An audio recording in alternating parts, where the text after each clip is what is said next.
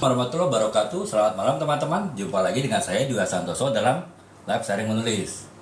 Seperti biasa teman-teman ya, kalau teman-teman ada yang ditanyakan mengenai dunia tulis menulis, walaupun kita belum mulai ya pembahasan, teman-teman langsung tanyakan saja ya. Nanti saya akan jawab ya pertanyaan teman-teman di kolom komentar. Kemudian setelah selesai semua jawabannya, teman-teman puas dengan jawaban saya, baru saya masuk ke pembahasan live malam ini. Tapi karena mohon maaf ya teman-teman, agak terlambat kita mulai malam ini. Jadi mungkin kita akan langsung saja ya, dan kalau teman-teman yang ditanyakan langsung saja ya bertanya di kolom komentar, saya akan langsung jawab ya. Dan kalau teman-teman sudah puas dengan jawaban saya, baru kita lanjutkan lagi gitu. Dan pertanyaannya tidak harus relevan ataupun tidak harus sama ya dengan topik live malam ini. Yang penting terkait dengan dunia tulis menulis apapun itu, teman-teman bisa ya untuk menanyakannya gitu ya. Jadi saya akan coba jawab. Nah, untuk malam ini kita akan melanjutkan pembahasan kita minggu lalu ya teman-teman ya. Minggu lalu kan kita sudah bahas beberapa jenis novel ya. Yang pertama kita bahas novel yang paling populer ya sepanjang zaman, novel roman. Kita sudah bahas tuntas waktu itu 1,5 jam.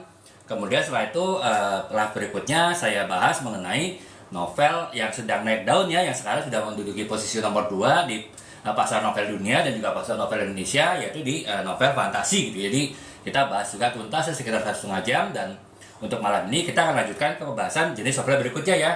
Walaupun ya kalau tadi kan sebelumnya saya bahas novel roman nomor 1, novel fantasi nomor 2, yang kita bahas saat ini adalah novel yang ya mungkin masih posisi bawah lah ya, istilahnya masih kurang peminat, walaupun sudah puluhan tahun ada di Indonesia dan juga bahkan ratusan tahun ada di dunia ya novel genre ini, tapi pasarnya masih terbatas untuk Indonesia ya. Kalau di luar negeri pasarnya cukup besar. Nah, tapi saya tetap bahas ya teman-teman ya, karena bagaimanapun sebetulnya novel ini menarik ya, menarik untuk dibahas, juga menarik untuk dibaca gitu. Apalagi kejadian di novel ini itu relevan dengan kejadian kita sehari-hari ya teman-teman ya.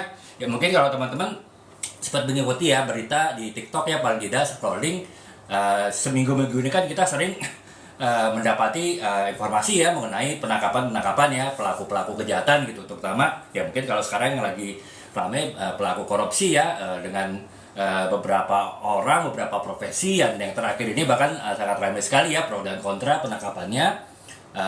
Saya nggak menyebut nama karena saya tidak membahas itu, tapi yang saya bahas adalah sebetulnya kisah-kisah yang banyak terjadi itu ya, yang ya seminggu 2 minggu banyak terjadi ya, mengenai ya penangkapan pelaku kejahatan itu sebetulnya itu ada genrenya sendiri ya teman-teman ya, ada genre novel sendiri itu yang membahas mengenai ya itu tadi ya, mengenai upaya-upaya penangkapan kejahatan, upaya-upaya pengungkapan kejahatan, termasuk juga mungkin kejahatan ya dari mulai kejahatan kriminal sampai kejahatan kriminal khusus ya seperti korupsi gitu kan, yang mungkin bahkan bisa bertahun-tahun untuk menelitinya sampai 10 tahun baru kelar, baru sekarang diproses secara hukum. Nah itu sebetulnya kan adalah proses panjang ya, proses panjang untuk mengungkap suatu kejahatan itu, siapa pelakunya, kemudian setelah ketahuan pelakunya bagaimana pelaku itu untuk dibawa ke pengadilan ya. Karena kan bagaimanapun untuk setahu saya ya, saya awam soal hukum, tapi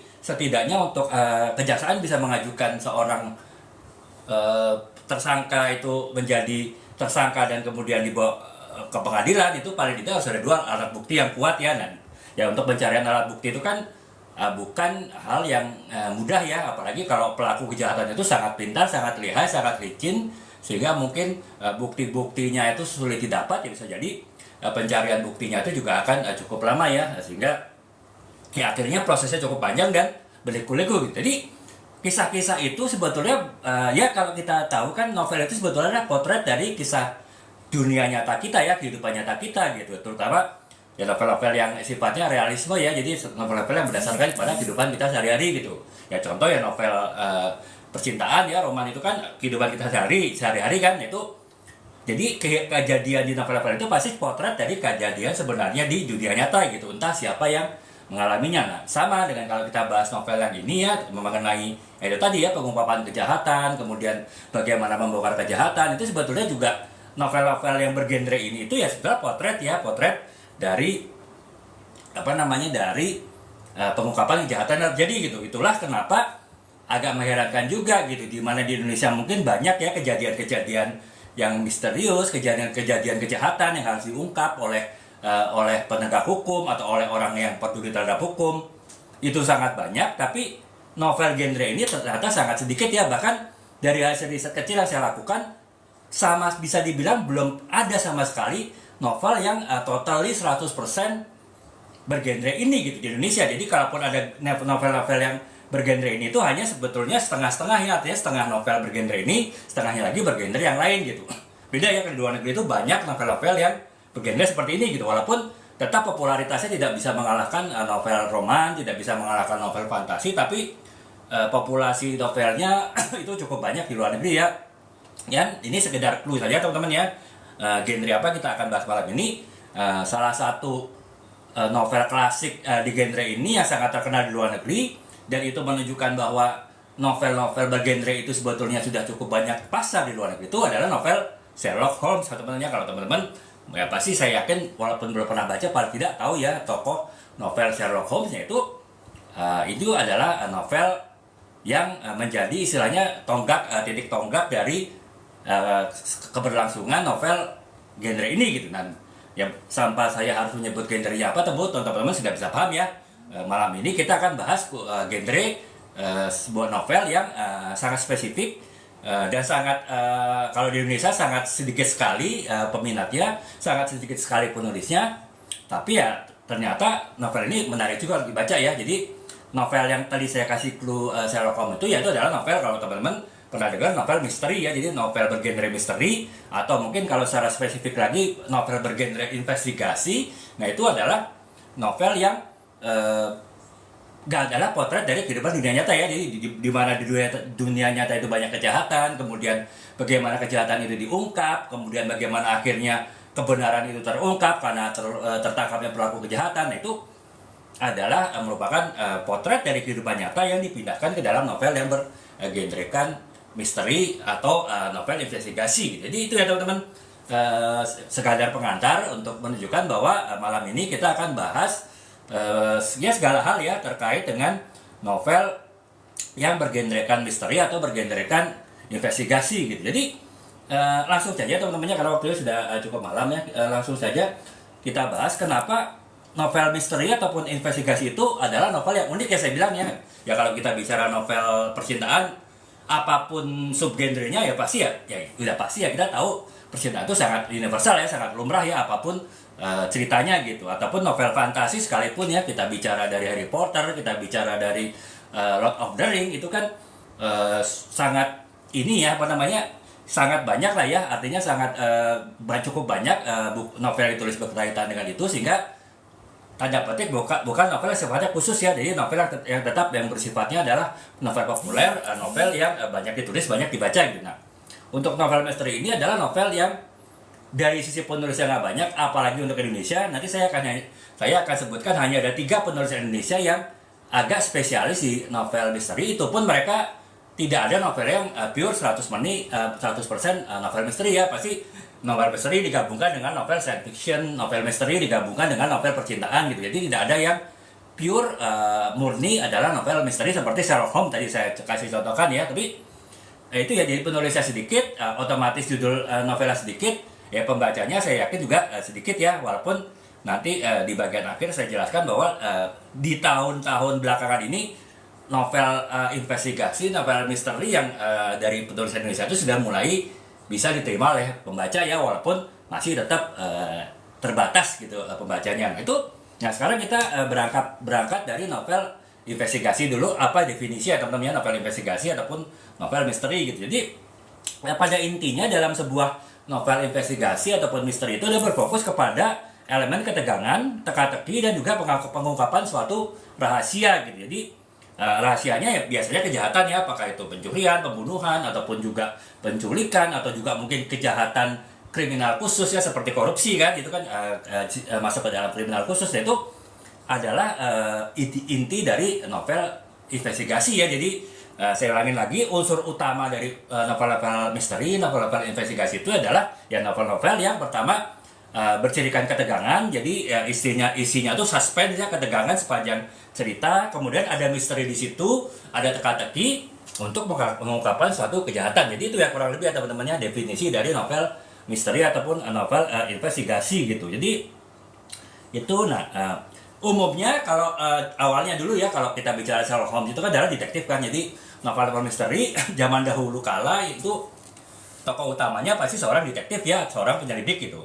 Apakah itu penyelidik pemerintah, polisi, kejaksaan, ataupun juga kalau di luar negeri Amerika kan ada detektif swasta gitu kan. Jadi apakah itu juga detektif swasta gitu. Jadi Sherlock Holmes kan setahu saya juga detektif swasta ya. Jadi itu ya teman-teman, tokoh utama dari sebuah novel misteri ataupun juga novel investigasi itu umumnya adalah seorang detektif, apakah itu swasta ataupun pemerintah. Walaupun pada perkembangannya saat ini sekarang tokoh utamanya sudah bukan hanya detektif ya, bisa jadi orang biasa ataupun juga orang yang peduli dengan masalah pengungkapan kejahatan sehingga dia bisa membongkar sendiri pelaku kejahatan. Jadi itu ya teman-teman, kurang lebih tokoh utama dari sebuah novel investigasi gitu.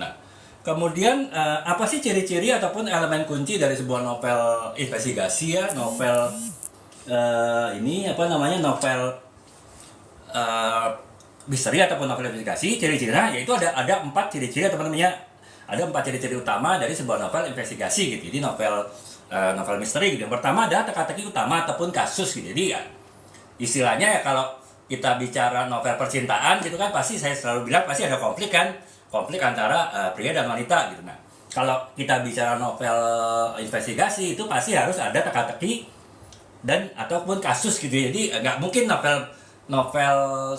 investigasi itu nggak ada teka-tekinya, nggak ada kasus gitu ya. Karena memang inti dari novel itu adalah kasusnya itu sendiri gitu ya. Itu adalah inti dari novel ya. Kasusnya bisa macam-macam ya, bisa kejahatan gitu kan, kejahatan kriminal saya bilang tadi, ataupun juga mungkin kasusnya tuh untuk berapa tahun belakangan ini sudah berkembang ya, bukan hanya kasus kejahatan tapi juga mungkin bukan kasus yang bersifat kriminal tapi tetap suatu kasus ini ya, kasus yang bersifat psikologis gitu. Jadi misalnya ada orang yang hilang, tapi orang hilang itu bukan karena diculik, bukan karena kejahatan, tapi mungkin karena orang itu mengalami katakanlah depresi ataupun mengalami masalah psikologi sehingga dia akhirnya menghilang gitu, sehingga akhirnya ya ada entah saudaranya ataupun temannya itu mencari dia dengan berbagai macam teknik investigasi gitu kan, seperti layaknya investigasi pelaku kejahatan. Sekarang sudah berkembang ke situ ya teman-teman, tapi intinya adalah kasus ya, apa itu kasus kriminal ataupun kasus non kriminal, pasti dalam sebuah novel investigasi itu pasti harus ada kasus ya, pasti harus ada teka-tekinya yang menjadi inti dari novel itu gitu.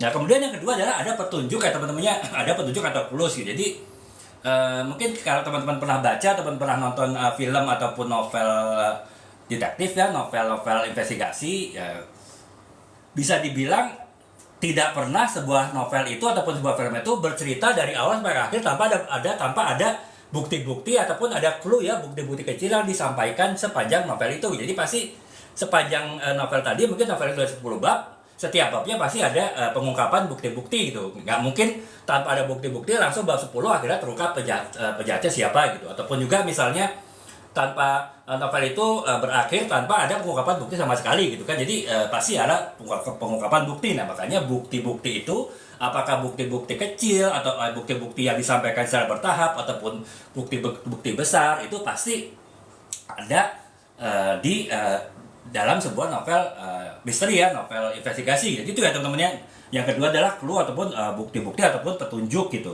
Kemudian yang ketiga adalah pengalihan atau false leads ya. Jadi saya bilang tadi si penulis novel investigasi bisa jadi dia baik ya, memberikan bukti-buktinya secara bertahap ya agar si pembaca itu bisa menebak gitu. Oh kemungkinan si pelakunya ini sehingga pada bab akhir pelakunya mau diungkapkan, kurang lebih si pembaca tuh sudah paham ya siapa kurang lebih si pelakunya. Tapi bisa jadi juga penulis dari novel investigasi itu nakal ya teman-teman ya. Artinya dia memberikan bukti tapi bukti-bukti palsu gitu. Jadi justru mengarahkan si pembaca untuk menuduh orang yang bukan pelaku kejahatannya gitu. Misalnya pelaku kejahatannya si A gitu kan. Tapi bukti-bukti yang diberikan sepanjang novel itu justru mengarah kepada si B gitu.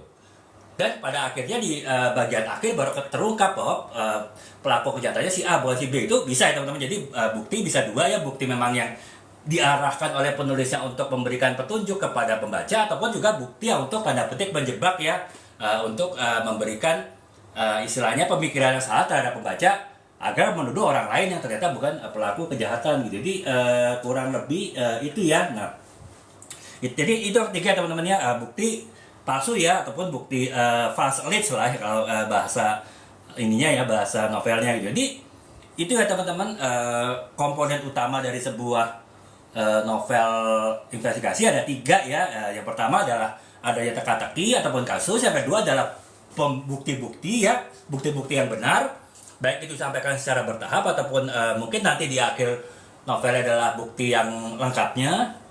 Dan yang ketiga adalah bukti palsu ya, atau false leads ya. Jadi bukti justru itu untuk tanda petik mengecoh pembaca agar menuduh tokoh lain yang ternyata bukan pelaku kejahatannya. Jadi itu ya teman-teman, komponen utama dari sebuah novel investigasi gitu. Nah, kemudian tokoh utama dari novel investigasi itu siapa sih? Nah, saya tadi sudah bilang ya teman-teman, awal-awal novel investigasi itu tokoh utamanya pasti seorang detektif ya, apakah itu detektif resmi ya, ya polisi lah ya kalau di Indonesia, ataupun detektif swasta ya, karena kalau di Amerika itu kan detektif juga ada detektif swasta gitu. Jadi kita bisa sebagai perseorangan menyewa detektif swasta untuk meneliti kejahatan, walaupun ya tetap tadi memproses hukumnya itu adalah polisi ya, tetap detektif polisi, tapi setidaknya menangkap pelaku kejahatan itu, menemukan bukti-bukti kejahatan itu adalah detektif swasta dan nanti diserahkan kepada polisi. Jadi itu ya teman-teman, umumnya pelaku utamanya, tokoh utamanya adalah detektif ya, baik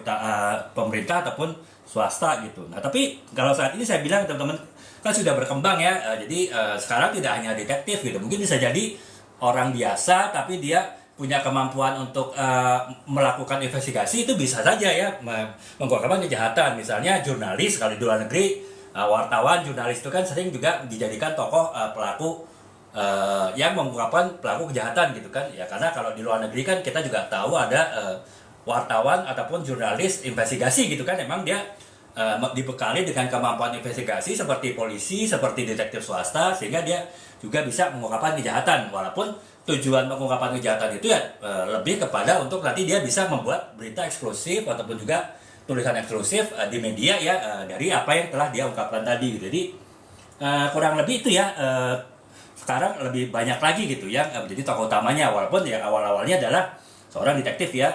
Nah, kemudian selanjutnya adalah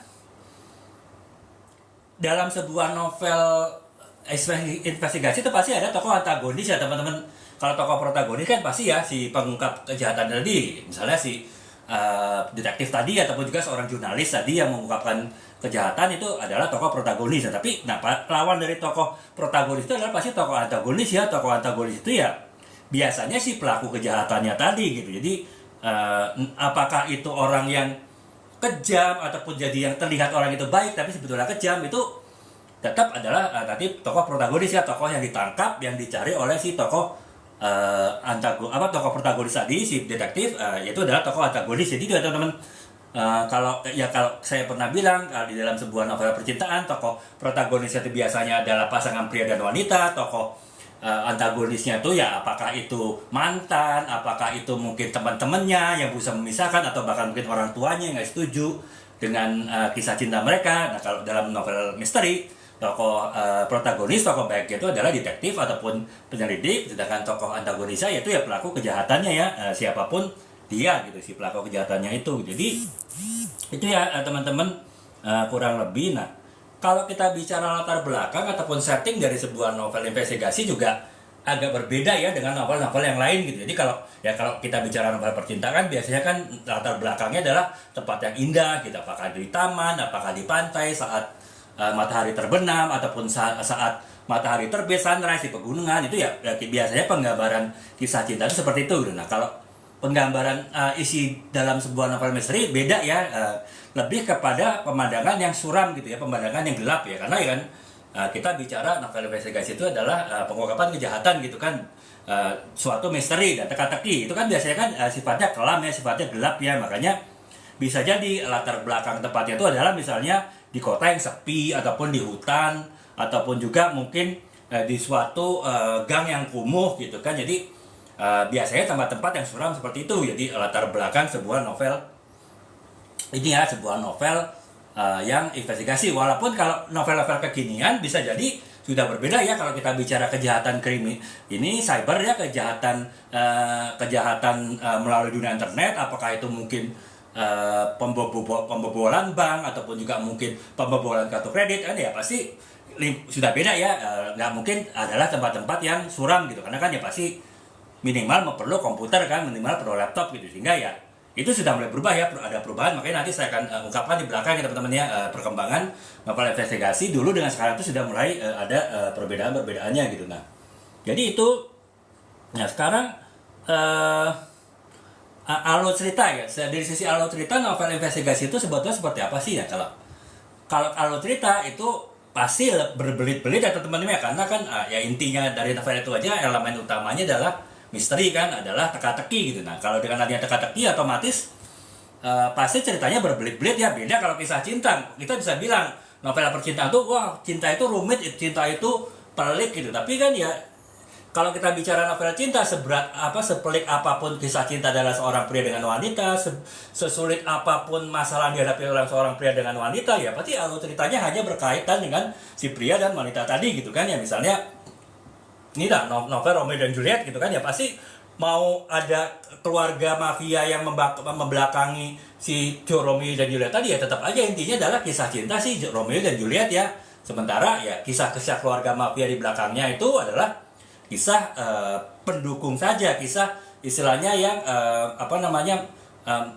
bagian pelengkap dari novel itu tadi gitu kan. Nah, kalau kita bicara novel investigasi, alur ceritanya tuh tidak hanya satu gitu, bisa jadi alur ceritanya, maka tokoh utamanya detektif ya, tapi kan tadi detektif ada itu tokoh protagonis ya, tokoh antagonisnya adalah penjahatnya ya, tapi alur ceritanya belum tentu sih hanya antara si detektif itu dengan si penjahat. Bisa jadi sebelum penjahat itu ketemu ya, si detektif itu harus mencari bukti kemana-mana ya, harus mencari saksi kemana-mana gitu ya, sehingga akhirnya alur ceritanya ini bisa bermacam-macam ya, tidak hanya antara si detektif dengan si penjahatnya, tapi detektif dengan saksi yang banyak, detektif dengan dengan orang-orang yang tinggal di sekitar lokasi kejahatan, kemudian juga mungkin dia banyak berhubungan misalnya dengan ini misalnya kejahatan antar negara, dia harus bagaimana alur ceritanya dengan pejabat kepolisian di negara lain, itu kan menjadikan ceritanya rumit ya, menjadikan pelik gitu, karena tidak hanya ada alur cerita saja, walaupun alur cerita utamanya adalah antara si detektif dengan si penjahatnya, tapi tetap ya akan berkaitan dengan banyak orang kan, dengan banyak saksi, dengan banyak mungkin dengan, kalau saya bilang tadi kejahatan antar negara, mungkin dengan banyak pejabat negara, dengan kepolisian negara lain ya, dengan Interpol segala macam. Itu membuat alur ceritanya menjadi rumit dan berbelit-belit ya teman-teman.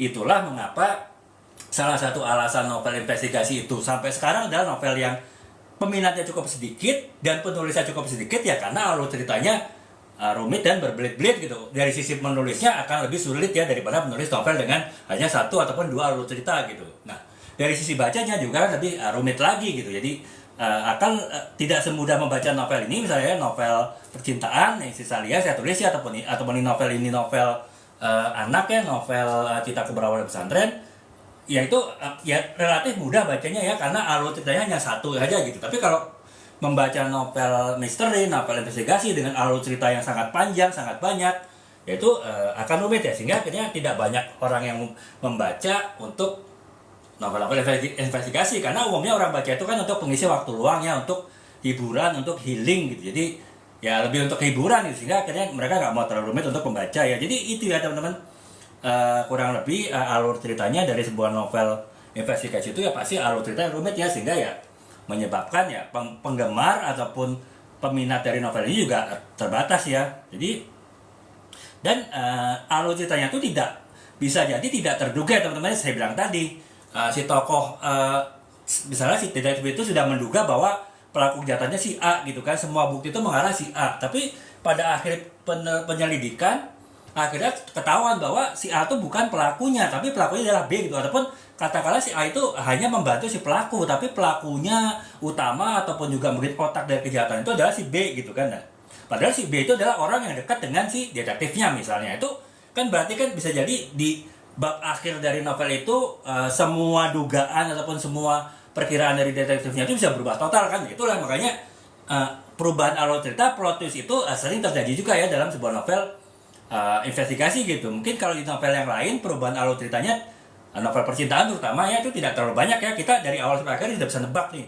pasti nanti happy ending gitu, pasti nanti kisah cintanya jadi mulus, walaupun mungkin di awal-awalnya banyak pertengkaran ya, banyak masalah. Nah, kalau novel investigasi ya bisa jadi yang tadinya A di awal adalah pelaku kejahatan justru si Z ataupun si B gitu kan yang pelaku kejahatan. Jadi dia teman-teman plot twistnya ataupun perubahan alur ceritanya secara mendadak itu kemungkinannya sangat besar dalam sebuah novel misteri ataupun investigasi ya. Bahkan mungkin sebagian pembaca novel investigasi, novel misteri itu justru menyenangi menunggu itu ya, menunggu plot twist dari novel ini di mana sih gitu. Jadi dia tetap tidak percaya siapa yang diarahkan oleh penulisnya di awal itu adalah pelaku kejahatan, itu adalah pelaku kejahatannya. Dia pasti berpikir ya penulisnya itu pasti menyembunyikan si pelaku kejahatannya itu di bagian akhir novel gitu. Dan itulah makanya peminat novel investigasi biasanya menunggu plot twist ya dari novel itu gitu. Jadi kurang lebih itu ya alur cerita dari sebuah novel investigasi gitu. Nah, dan ya lagi-lagi ya teman-teman ya, walaupun saya bilang tadi ya kalau membaca novel investigasi orang mungkin tidak sekedar mencari novel hiburannya, kalau novel percintaan, novel roman ataupun novel fantasi sekalipun, kita baca Harry Potter ataupun kita baca Lord of the Rings sekalipun, kita pasti untuk hiburannya, untuk mengisi waktu luang gitu. Nah, kalau kita membaca novel investigasi pasti ya selain kita untuk hiburan tapi juga untuk melatih otak kita gitu ya, artinya untuk men-challenge, menantang otak kita dengan isi cerita novel yang penuh dengan teka-teki gitu, isi novel yang perlu berpikir keras ya. Tapi tetap ya teman-teman, habit dari seorang pembaca novel itu adalah satu gitu, tidak hanya di novel percintaan, novel roman saja. Di setiap novel, semua pembaca novel itu menginginkan tuh happy ending dari novel yang dia baca ya. Mereka tidak mau susah-susah nih baca novel, misalnya saya nulis novel ini 370 halaman, novel Isisalia. Susah-susah baca 70 halaman tapi di belakangnya adalah set ending gitu, ending yang menyedihkan gitu ya. Mereka mau baca ratusan halaman novel tapi di akhir novelnya adalah tetap membahagiakan, tetap menyenangkan mereka. Nah, sama ya teman-temannya di novel investigasi ya, pasti seberat apapun kasus kejahatan dalam novel itu, seberat apapun kisah di dalam novel itu, tetap mereka ingin adanya happy ending ya dalam sebuah novel investigasi gitu ya. Happy endingnya adalah pelaku kejahatannya itu benar-benar tertangkap gitu, walaupun si detektifnya tadi harus melalui jalan yang berliku untuk menangkapnya ya. Jadi kurang lebih itu ya teman-teman ya. Sama semua novel yang lain ya, novel investigasi orang pasti cari happy ending gitu pembacanya. Jadi itu ya teman-teman. Nah, sekarang kita bicara ada berapa jenis ya, kan saya bilang kan ada tadi genre novel investigasi ya. Nah, novel investigasi itu ada beberapa subgenre ya. Jadi ada beberapa jenis-jenis dari novel-novel investigasi ataupun novel misteri gitu. Nah, yang pertama adalah subgenre misteri cozy ya teman-teman ya. Jadi ya ini kalau misteri cozy itu ya biasanya ya namanya cozy berarti ya cerita misterinya tidak terlalu rumit ya, bukan misalnya peristiwa pembunuhan misalnya, ataupun bukan peristiwa pencurian ini gitu, pencurian emas permata, ataupun bahkan apalagi bukan kasus korupsi, tapi ya mungkin hanya kejahatan-kejahatan ringan gitu, misalnya pencurian-pencurian kecil ya, katakanlah pencurian motor gitu kan di satu desa ataupun di suatu perumahan gitu, ataupun mungkin pencurian-pencurian kecil yang lain yang biasanya karena kasusnya kecil ya ceritanya tidak terlalu rumit dan juga ya membacanya juga tidak terlalu berat ya, makanya itu masuk ke dalam misteri cozy. Jadi ya istilahnya mungkin ini adalah untuk beginner ya teman-teman ya, teman-teman yang baru mau suka baca novel misteri tapi malas langsung baca novel misteri yang berat ya, baca novel misteri yang ringan ya, kasus-kasus ringan ya, itu ya masuk ke dalam jenis novel yang misteri cozy gitu. Nah, kemudian yang kedua adalah jenis novel investigasi hardboiled ya teman-teman ya. Jadi hardboiled itu ya ceritanya tuh ya lebih cerita yang lebih serius ya, artinya kejahatan kelas berat, kejahatan yang serius ya, sehingga ceritanya tuh ya saya bilang tadi ya sangat suram, kemudian ceritanya juga sangat berliku, kemudian juga latar belakang novelnya sangat kelam ya, sehingga akhirnya dan bahkan mungkin sangat kasar ya. Kalau kita tahu kan pengungkapan kejahatan oleh detektif itu biasanya seringkali banyak kekasaran ya, mungkin banyak berkelahinya, banyak baku hantamnya gitu kan, atau banyak kejar-kejarannya. Itu biasanya ada di jenis subgenre hardboiled ya, dari sebuah genre investigasi gitu. Nah, kemudian yang ketiganya adalah fenomena baru di sebuah novel investigasi, itu adalah misteri psikologis ya teman-teman. Jadi seperti saya bilang tadi, kalau awal-awal sebuah novel investigasi itu pasti berkisah mengenai kejahatan ya, mengenai misteri kejahatan. Tapi akhir-akhir ini ada subgenre dari novel investigasi yang tidak berbahas kejahatan gitu, tapi dia lebih kepada dari sisi psikologis dari orang-orang gitu. Jadi seorang mungkin tidak melakukan kejahatan, tapi mungkin secara psikologis dia mengganggu orang lain gitu kan misalnya. Jadi misalnya dia suka menteror orang lain gitu, ataupun mungkin ada orang yang berkepribadian ganda gitu kan. Satu kali dia baik, satu kali dia buruk. Nah itu, tapi kan walaupun itu belum masuk ke dalam kategori kriminal, itu bisa mengganggu orang lain ya, atau mungkin bisa mengacak-acak suatu organisasi, suatu perusahaan gitu, atau bahkan suatu negara gitu. Walaupun orang itu tidak bermaksud berlaku jahat ya, dia punya kepribadian ganda.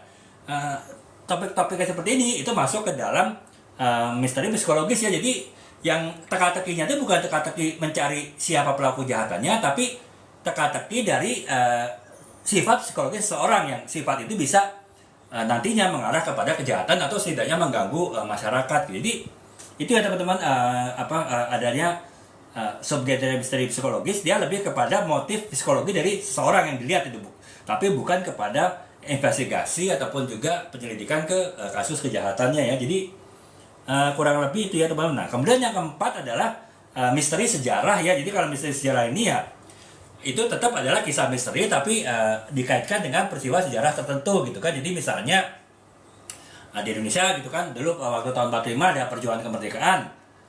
Di situ kan pasti di situ ada kisah sejarahnya gitu. Nah baru, tapi di situ ada pelaku kejahatan juga kan di dalam perang kemerdekaan itu kan. Tidak hanya antara pejuang dengan penjajah gitu, tapi mungkin di antara pejuang itu mungkin ada perselisihan juga, mungkin ada kejahatan juga di antara pejuang itu. Nah bisa jadi kan itu novel misteri sejarah itu, walaupun dia menyelidiki misalnya di antara satu orang pejuang dengan pejuang lain ada tidak kriminal, kemudian seorang itu meneliti kejahatan kriminal itu, tapi latar belakangnya adalah latar belakang perang kemerdekaan gitu kan. Nah, jadi berlatar belakang sejarah tapi tetap ada unsur kisah pribadi yang terkait dengan misteri investigasi. Nah, itu masuk ke dalam misteri sejarah ya teman-teman. Nah kemudian yang kelima adalah ini lagi ya, perkembangan terbaru di novel investigasi itu adalah misteri teknologi ataupun cyber ya. Jadi saya bilang tadi, kalau sekarang kan seorang penjahat itu tidak perlu harus digambarkan orang yang misalnya berbadan besar, kemudian mukanya sangar gitu kan, kemudian bertato gitu kan. Nggak harus fisik seperti itu kan kalau kejahatan sekarang.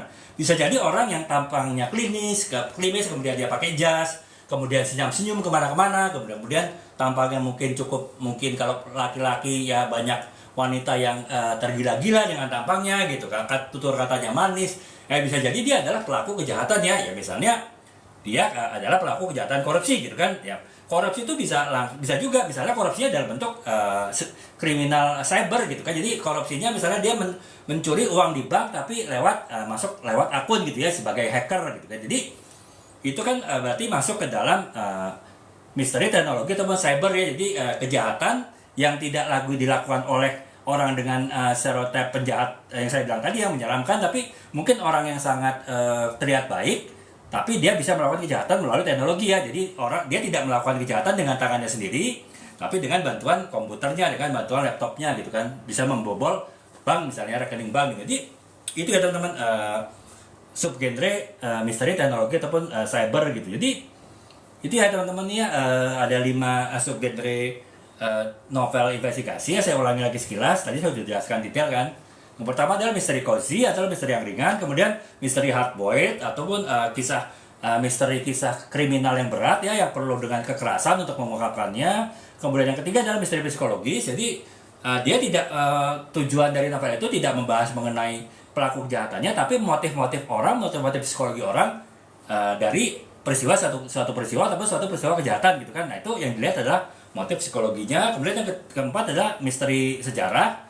Jadi kisah investigasi tapi dalam konteks sejarah juga, ada latar belakang sejarah yang benar, yang nyata gitu kan. Dan yang kelima adalah misteri teknologi ataupun misteri cyber ya. Jadi suatu kejahatan yang sudah menggunakan cyber, menggunakan teknologi ya, bukan hanya kejahatan yang menggunakan alat-alat kekerasan seperti senjata gitu. Jadi itu ya teman-temannya subgenre dari novel ini ya, novel-novel investigasi gitu. Nah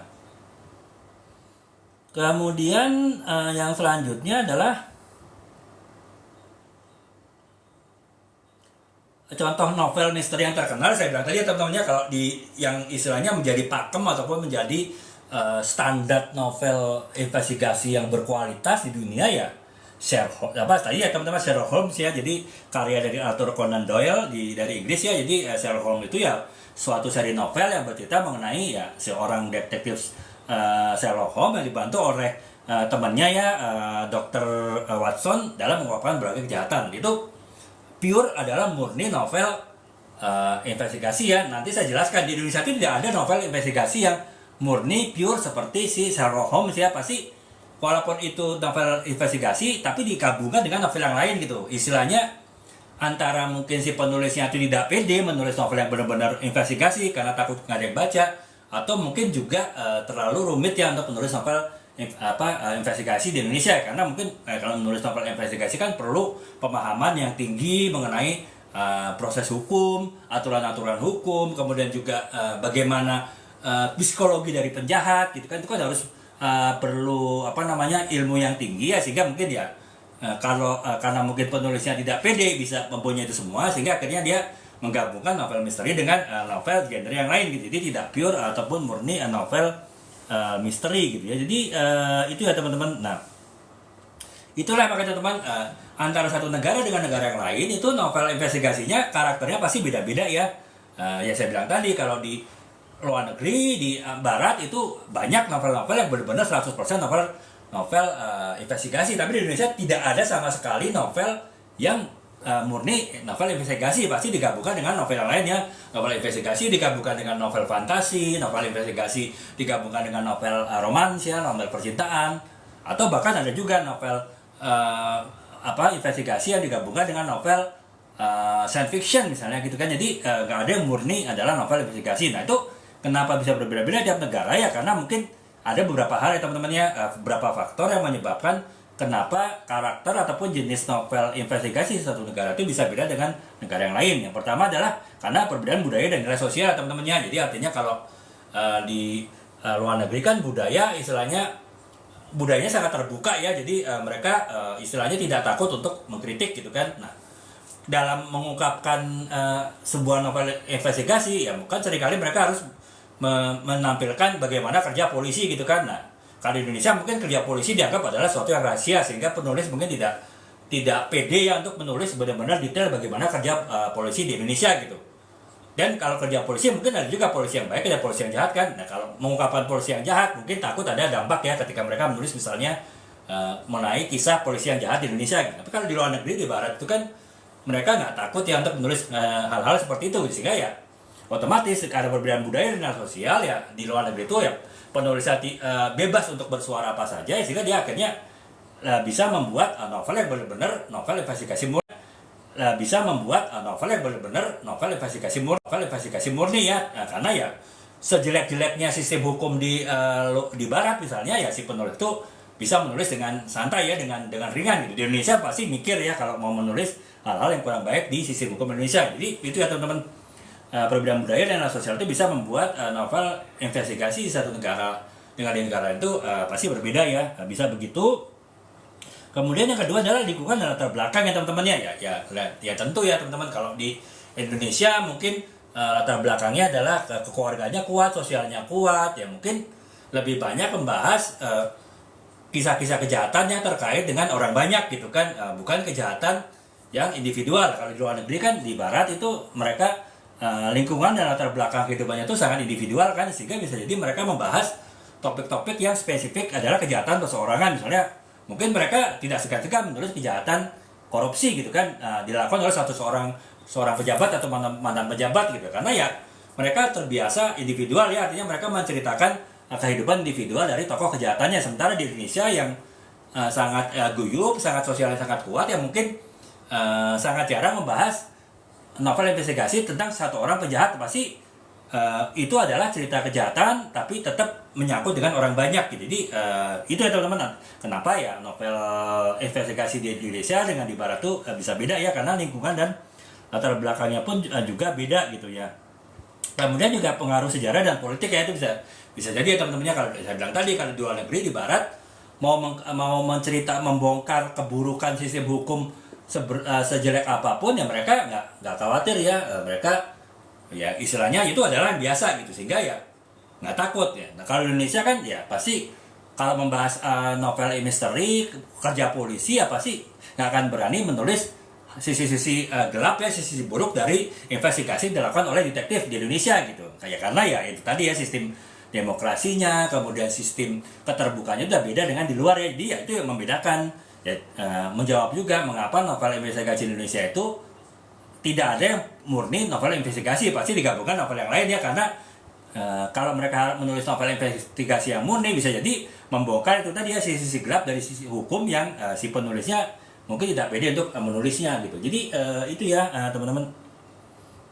Nah, kemudian juga biasanya dari gaya bahasa dan penulisannya juga beda ya teman-teman. Kalau misalnya di Indonesia ataupun di katakanlah di negara Asia gitu kan, di Jepang misalnya kan pasti bahasanya bukan bahasa yang lugas ya, bahasa yang sifatnya tuh langsung gitu, bahasa yang langsung yang bahasa yang direct gitu kan, pasti agak berputar-putar lah, banyak bahasa basi lah ya istilahnya kalau di Indonesia ataupun di negara timur lainnya gitu. Nah kalau di barat itu kan jarang berbahasa basi ya, mereka pasti langsung ngomong apa adanya. Misalnya seorang detektif melihat saksinya tuh bohong, dia akan bilang kamu bohong ya. Kalau di Indonesia mungkin jarang ya detektif bilang kamu bohong, pasti akan berputar-putar kan dengan bahasa basi. Nah itulah kenapa ya membedakan ya novel investigasi luar dengan di Indonesia itu ya, karena ya sistem budayanya juga beda ya, termasuk dalam hal bahasa basi tadi itu juga beda gitu ya teman-teman ya. Kemudian juga ya latar belakang budaya ya teman-temannya, latar belakang budaya ya kan ya. Kalau di Indonesia apa-apa tuh pasti dihubungkan dengan budaya, karena kita kan budaya kita ada banyak, suku kita banyak, kemudian bahasa kita banyak ya, sehingga ketika misalnya seorang detektif dia tinggal di Sumatera tapi dia dari Jawa, tapi pelaku kejahatannya itu dari pulau yang lain, dari daerah lain ya, pasti kan akan ada banyak hal-hal sifatnya budaya ya, yang itu mungkin bisa mempengaruhi penyelidikannya tadi gitu. Beda kalau di barat kan bisa dibilang semua orang bule, orang barat nggak ada budaya-budayaan kan, jadi pasti pendekatannya lebih kepada pendekatan investigasinya gitu. Sementara kalau di Indonesia selain pendekatan investigasi, novel investigasi pasti memperhatikan juga budaya ya, baik budaya detektifnya, budaya penjahatnya, budaya tempat kejadian peristiwa kejahatannya, itu pasti juga akan mempengaruhi lalu cerita dari novel investigasi tadi. Jadi itu ya teman-teman, kurang lebih ya kenapa novel di Indonesia investigasi itu cukup berbeda dengan novel investigasi di luar ya, terutama novel investigasi di barat gitu. Nah seperti saya bilang tadi ya teman-temannya, kalau di Indonesia kan sangat jarang ya penulis yang menulis novel investigasi. Bahkan kalaupun ada itu mereka tidak ada satupun yang menulis novel investigasi murni ya, pasti digabungkan dengan sisi-sisi genre novel yang lain gitu. Nah dari sesedikitnya penulis novel investigasi Indonesia ada 3 nama ya teman-teman yang bisa kita bahas di sini ya, karena memang itu hanya 3 nama itu saja yang pernah menulis novel investigasi di Indonesia ya.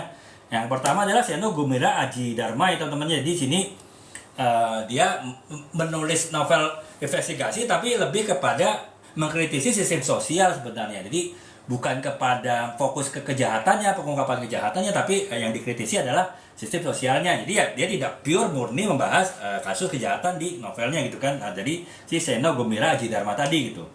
Kemudian yang kedua adalah Hapsari Hanggarini ya teman-temannya. Itu mungkin teman-teman jarang mendengar nama-nama penulis novel ini ya, karena memang ya berarti teman-teman memang belum pernah baca ya novel-novel semi investigasi di Indonesia gitu. Nah, yang kedua Hapsari Hanggarini itu adalah banyak itulah penulis misteri, tapi ya dia tetap digabungkan dengan novel fantasi ya teman-temannya. Jadi dalam penyelidikan suatu kasus kejahatan pasti dihubungkan dengan kisah-kisah mitologi, dengan kisah-kisah dunia lain gitu kan. Ya di Indonesia kan pasti banyak kaitannya dengan hal itu kan ya. Makanya seringkali kalau di luar negeri itu benar-benar si detektifnya tuh memperhatikan hal-hal sifatnya objektif ya, sifatnya data dan bukti. Di Indonesia mungkin tidak hanya memperhatikan data dan bukti, tapi juga masalah kepercayaan, kemudian masalah mungkin dengan makhluk-makhluk gaib misalnya kan, dengan dunia mistis itu juga digabungkan dengan cerita dari investigasinya tadi. Itu ya antara lain si Hapsari Hanggarini tadi ya teman-temannya, dia banyak menulis novel investigasi, nggak banyak sih, cukup banyak ya menulis novel investigasi, tapi tetap ada kandungan-kandungan novel fantasinya ya, dengan kisah-kisah mistis, kisah-kisah yang supranatural gitu. Nah Kemudian yang ketiga adalah Eka Kurniawan ya teman-temannya. Jadi Eka Kurniawan ini sebetulnya penulis yang sangat berkualitas ya, bahkan novel-novelnya itu walaupun tidak banyak itu memenangkan penghargaan di tingkat Asia Pasifik gitu kan, berarti kan secara kualitasnya bagus. Tapi ya memang bagaimanapun si Eka Kurniawan itu tidak murni menulis novel investigasi ya, jadi bukan novel semata-mata membahas kejahatan gitu, tapi dia juga lebih membahas itu tadi ya tema-tema sosial, intrik-intrik sosial ya, tapi mungkin di dalamnya tuh dimasukkan juga kisah-kisah investigasi, kisah-kisah pengungkapan kejahatan gitu. Jadi itu ya teman-teman, 3 nama penulis novel Indonesia yang mereka beberapa menulis novel investigasi, walaupun saya bilang tadi ya, di Indonesia sampai saat ini tidak ada satupun novel yang ditulis murni novel investigasi ya. Contoh novel investigasi murni ya misalnya novel Sherlock Holmes atau itu kan benar-benar 100% novel investigasi. Di Indonesia pasti novel investigasi digabungkan dengan novel genre yang lainnya, genre fantasi terutama kebanyakan itu yang bercerita mengenai dunia lain, mengenai dunia supernatural ya, mengenai kehidupan mistis, mengenai kehidupan mitologi, cerita-cerita budaya, cerita-cerita sejarah gitu. Jadi yang pertama adalah Seno Gumira Aji Dharma, kemudian yang kedua adalah Hapsari Anggarini, dan yang ketiga itu adalah Eka Kurniawan gitu. Jadi itu ya teman-teman, nggak banyak ya, memang nggak banyak ya teman-teman ya penulis investigasi Indonesia ya, novel-novel investigasi Indonesia gitu. Dan novel-novelnya itulah kenapa saya bilang dari dulu sampai sekarang di Indonesia itu novel investigasi itu ya peminatnya sangat terbatas ya, benar-benar pasarnya itu hanya pasar yang niche gitu. Pasarnya ya benar-benar pasar yang hanya orang-orang yang tertentu yang mau baca gitu. Kenapa? Ya karena untuk baca novel misteri, investigasi itu perlu mikir ya.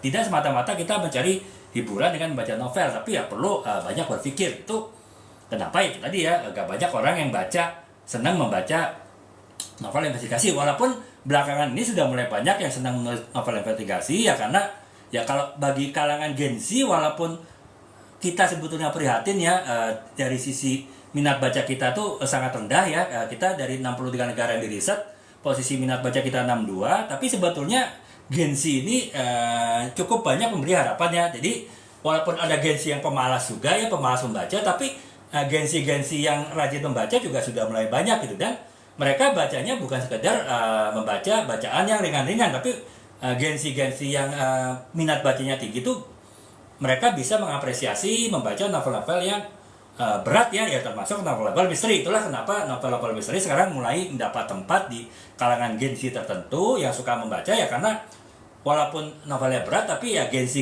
yang termasuk rajin baca itu biasanya juga senang membaca novel yang cukup rumit ya, termasuk novel-novel investigasi tadi gitu. Jadi itu ya teman-teman. Nah, kemudian yang selanjutnya adalah, jadi itu ya teman-teman, dari tahun zaman Belanda sampai zaman sekarang ini ya novel investigasi Indonesia itu ya gitu-gitu aja ya, tidak banyak novel yang ditulis dan tidak banyak pembaca novel ya. Tapi ya seperti saya bilang tadi, di tahun 2020-an ini ya semenjak Gen Z yang sekarang mungkin sudah mulai dewasa ya, mungkin udah umur 25, 30 sudah mulai suka membaca novel yang cukup berat, yaitu menjadi pasar baru dari novel investigasi. Walaupun ya itu tadi ya, sampai saat ini belum ada juga penulis novel investigasi Indonesia yang menulis novel itu benar-benar murni novel investigasi ya. Jadi ya mungkin mereka karena di Indonesia belum ada novel-novel investigasi yang murni investigasi ya, Gen Z yang suka baca tadi itu ya membacanya novel investigasi dari luar ya, yang memang 100% murni genre novel investigasi gitu. Nah, jadi itu ya teman-teman. Nah, ya kenapa Gen Z itu ini ya teman-teman, mereka akhirnya suka baca juga ya novel-novel investigasi ya, karena novel investigasi itu sekarang kan novel itu tidak hanya dalam bentuk buku cetak ya, tidak hanya harus melalui penerbit konvensional gitu, tapi di internet pun kan, apakah itu di di aplikasi novel kan banyak ya, Novela ataukah mungkin juga Vizo gitu kan, banyak, sehingga akhirnya banyak penulis novel yang menulis novel pendek ya di internet, dan akhirnya karena mereka hanya menulis novel pendek, mereka menulis itu hanya sekedar untuk suka menulis ataupun supaya nama mereka dikenal oleh pembaca, oleh penerbit, ya akhirnya mereka lebih bebas ya menulis ya, karena nggak ada beban gitu, nggak harus apakah novel itu disukai apa tidak oleh penerbit, mereka nggak ada beban itu. Jadi akhirnya ya ada juga ya penulis-penulis yang akhirnya menulis novel-novel yang agak berbeda ya, seperti novel-novel investigasi gitu. Walaupun ya kalau novel-novel di aplikasi Vizo dan lain-lain itu kan biasanya novel-novel pendek ya. Tapi bagaimanapun itu kan adalah novel investigasi gitu. Dan pembaca di aplikasi digital untuk membaca novel itu biasanya adalah Gen Z kan ya. Makanya akhirnya Gen Z mungkin beberapa terpapar oleh novel-novel investigasi, akhirnya mereka suka membaca novel-novel investigasi dari novel-novel di aplikasi digital untuk baca novel ya. Jadi itulah pertama kali akhirnya mereka, setelah mereka mungkin baca novel-novel pendek di ini tadi ya, di di aplikasi baca novel digital ya, akhirnya mereka mungkin mulai mencari ya novel-novel investigasi yang lebih serius gitu. Apakah itu novel Indonesia ya, yang ya walaupun tidak murni novel investigasi tapi juga masuk dalam novel investigasi, atau mungkin mereka mencari novel luar ya, kalaupun tidak ada terjemahannya. Kalau mereka mungkin sudah bisa bahasa Inggris ya, rata-rata Gen Z kan bahasa Inggrisnya bagus ya, mereka langsung mencari novel investigasi dari luar gitu. Jadi itu ya teman-teman, harapan baru bahwa novel investigasi di Indonesia itu semakin lama kan semakin ada pasar ya, terutama di Gen Z gitu. Jadi ya mungkin ya walaupun masih cukup lama ya, mungkin cukup panjang perjalanan dari novel-novel investigasi itu ya, tapi setidaknya mungkin ke depannya kan lebih ini ya, akan ada lebih banyak pembaca novel-novel investigasi. Dan karena semakin banyak pembaca novel-novel investigasi, akhirnya ya penulis novel yang sebelumnya belum pernah menulis novel investigasi, ataupun ya tadi saya bilang tadi ya, penulis novel investigasi yang mungkin masih menulis setengah-setengah ya, setengah 50% genre investigasi, 50% genre yang lain di dalam satu novelnya, akhirnya mungkin mereka akhirnya berani untuk menulis novel yang benar-benar novel investigasi ya, karena ya peminatnya mulai besar ya. Apalagi saya bilang tadi teman-teman, sumber dari cerita novel investigasi itu kan adalah kisah-kisah hidup di dunia nyata kita kan ya. Sementara di Indonesia ya teman-teman ya tahu lah ya, kejahatan tuh banyak gitu kan. Kejahatan yang dari kejahatan tradisional, pencurian misalnya, sampai kejahatan-kejahatan yang berat ya, kejahatan-kejahatan lewat cyber misalnya, hacking rekening bank misalnya, atau bahkan mungkin kejahatan-kejahatan khusus ya, kejahatan-kejahatan kriminal khusus seperti korupsi dengan segala macam bentuknya kan. Kalau korupsi sekarang kan nggak hanya dalam bentuk kita ngambil uang di berangkasnya kantor gitu kan, atau kita ngambil uang di rekeningnya kantor gitu, tapi mungkin sekarang lebih canggih lagi ya, dengan menggunakan berbagai macam kebijakan, menggunakan segala macam kewenangannya, kekuasaannya, akhirnya mengatur adanya misalnya ada perusahaan fiktif segala macam. Itu kan lebih canggih, lebih berat ya, dan sebetulnya menarik ya untuk ditulis menjadi sebuah novel investigasi, karena untuk menulisnya tuh cukup pelik ya, tidak semudah menulis novel-novel yang lain ya, misalnya novel roman ataupun novel fantasi pasti lebih sulit menulis novel investigasi dengan tingkat kejahatan yang kompleks tadi. Nah itu sebetulnya kan peluangnya banyak ya, jadi ide-ide itu lebih banyak bisa digali untuk novel investigasi ya. Sayangnya itu tadi ya teman-teman ya, kalau beberapa tahun belakangan dulu mungkin pembacanya belum banyak sehingga penulisnya juga belum banyak. Tapi ya karena mulai tahun 2020-an ini peminat novel-novel investigasi sudah mulai banyak, saya rasa sih sebetulnya penulis-penulis yang bisa juga ya punya kemampuan untuk menulis novel investigasi itu bisa beralih juga, ataupun setidaknya menulis beberapa novel investigasi ya, sehingga akhirnya antara permintaan dan penawaran novel investigasi itu bisa ketemu, dan akhirnya lama-lama pasar novel investigasi akan semakin besar ya. Jadi kurang lebih itu ya teman-teman, pembahasan saya mengenai novel investigasi di Indonesia gitu. Dan itu jadi ini ya, artinya kalau bagi teman-teman yang mungkin sama saat ini sudah sedang membaca novel, bisa juga ya teman-teman mulai ya mungkin mencari ya novel investigasi. Saya bilang tadi di Indonesia tidak ada novel murni yang investigasi ya, tidak ada novel murni yang misteri, tapi mungkin teman-teman bisa mencari novel-novel dari si Eka Kurniawan tadi kan itu, misalnya itu adalah novel-novel yang tidak murni investigasi tapi ada unsur-unsur cerita investigasinya juga di dalam novelnya, sehingga itu setidaknya untuk belajar teman-teman untuk belajar menyenangi novel investigasi. Dan nanti setelah suka dengan novel-novel investigasi Indonesia yang mungkin masih gabungan antara novel investigasi dengan novel genre lain, nantinya teman-teman sudah semakin berminat membaca novel investigasi, ya akhirnya bisa membaca novel investigasi yang di luar ya. Mungkin saya rasa mungkin ada beberapa novel investigasi yang sudah diterjemahkan ke bahasa Indonesia, jadi ya teman-teman mungkin bisa berada di sana, sehingga ya teman-teman juga bisa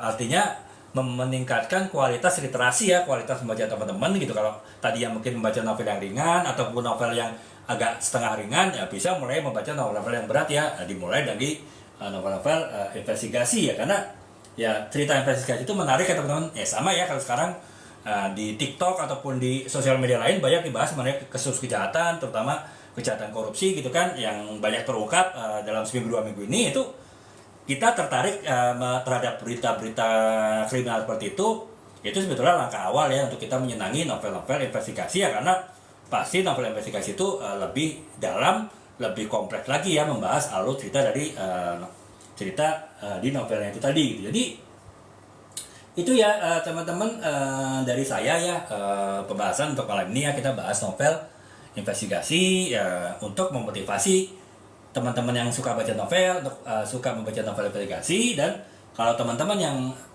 suka menulis, itu tantangan untuk menulis novel investigasi ya teman-teman ya. Terus terang kalau saya belum ya teman-teman, saya belum ke arah situ, karena saya bilang tadi untuk menulis novel investigasi itu cukup rumit ya. Jadi yang harus tahu mengenai sistem hukum di Indonesia gitu kan, kemudian harus tahu juga psikologis dari penjahat-penjahat di Indonesia. Misalnya membuat tulis novel investigasi tentang investigasi korupsi, ya harus tahu tuh bagaimana psikologi dari para koruptor di Indonesia gitu kan.